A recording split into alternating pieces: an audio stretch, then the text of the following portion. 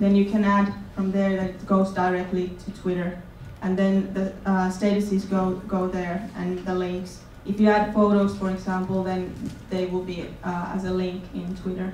But just to Twitter? Yeah, I don't know. Yeah, I guess so. Only from Facebook to Twitter at the moment. And the Twitter just opened like a couple of months ago that you can share it in Twitter. And one trick in Facebook fan page, or not a trick, but a quite interesting thing is that you can see quite good insight of the people who are fans in your group.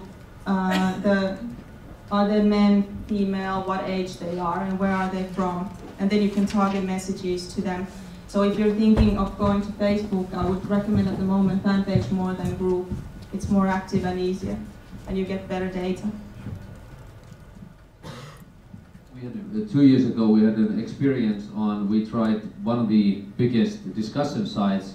We tried to build up a service when anybody can ask us anything, and Aurinkomatkat, the company, the official, will answer.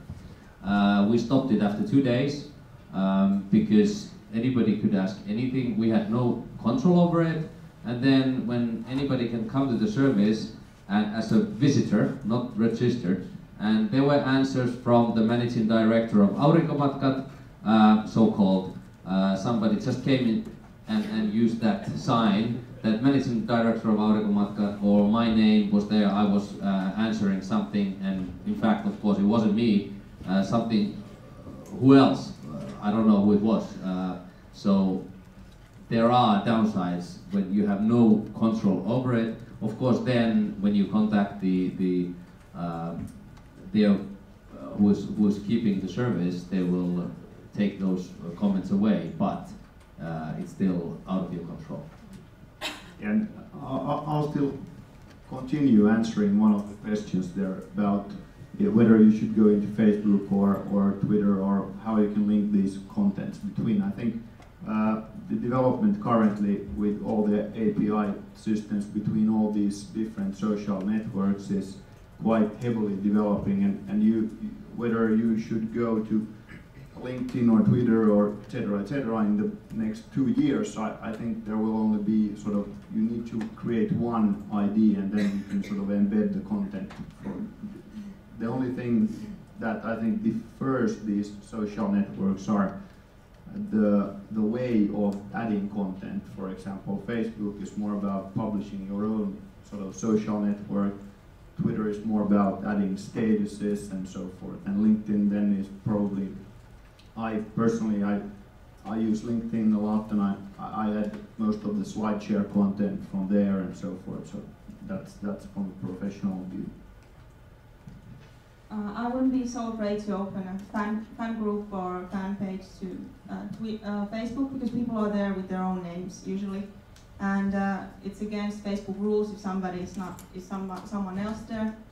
So always you can then, Facebook can delete the account. So I wouldn't be as worried as you were in your research project. When you're at Facebook, when Yeah, people use their real names, but many discussion sites, when any visitor can come and tell whatever their name might be. Yeah. They can be Obama and say something. Of course, people understand that it's not really, but there are problems. Facebook is quite a good place because people are with their own names. And then to the second thing, there is a service called PixelPipe that you can use, and PixelPipe works in a way that you can write a status message and send it directly to different services at the same time. And you can also upload videos and photos and then broadcast them to many of the services, so you can save time. But I wouldn't recommend it since, well, I recommend if you know exactly what you're doing, but it's a little bit spamming if you start posting to 10 different pages, and if you're not even going to check what people are talking to you. But PixelPipe is one if you want to save time and broadcast to many places. Okay, I would like to hear from your audience.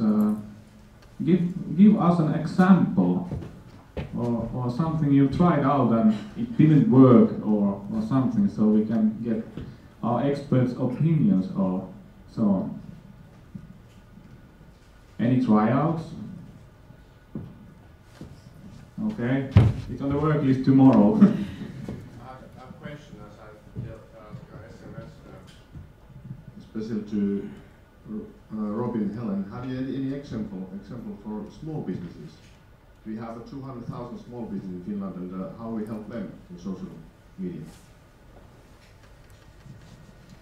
I mean, the last example in terms of Facebook being an event where you can have your own sort of private event where you can sell whatever type of system or services or product. I think the whole event section in Facebook, I think, is something that you can materialize to money quite well. Other examples, we've done campaigns in Facebook quite a lot, and I think, for example, Facebook is quite good for sampling. So if you have a product that you want to start sampling, and you get your community and your social network involved in that, and then you can go and pick up that sample from some physical place, whether it's at a kiosk or some other place. I think those examples are quite nice. The only problem with obviously them are that you can give coupons, being then some discounts, but I think sampling is, from our perspective, what has worked best. Obviously people tend to like free stuff. Okay, thanks.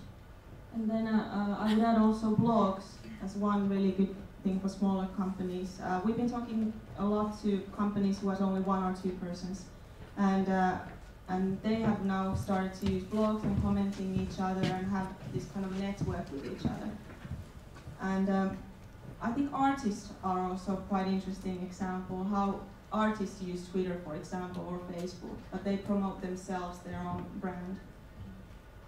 Yeah, I could add to that. I mean, I've done some research as well, and worked together with a couple of companies selling, for example, pet food, and there's a lot of companies that, or bloggers that are really into pets. So basically, if you can get these alpha users, being the bloggers, somehow engage in your pet food and sort of use them as a test focus group, and in many cases, if the product is good and remarkable, then obviously people will talk about it. I think one thing is that, of course, travel is obvious product to you or to be using social media, because people love to talk about their trips. If you are selling, I don't know, yogurt, sampling would be a very good way to promote that. But I don't think that people are going to be tens of thousands of people participating in some site discussing about the yogurt flavors. There are a few good examples how social media were used in launching, but to make it as a long-term way of working, there are restrictions, of course, what comes to what kind of product it really is. So social media is nothing that will turn all the businesses around. One good site that you should all check is blogilista.fi, and there you can find all the blogs, and you can search the most popular ones, and you can try to find different blogs with words such as traveling, matkailu, or whatever. And you can see how many people are also reading the blogs from there. It's been very interesting, especially I'm very interested in fashion blogs, so I use that site all the time, and I really recommend Blogilista, although it doesn't function that well, but it's at the moment the best one in Finland.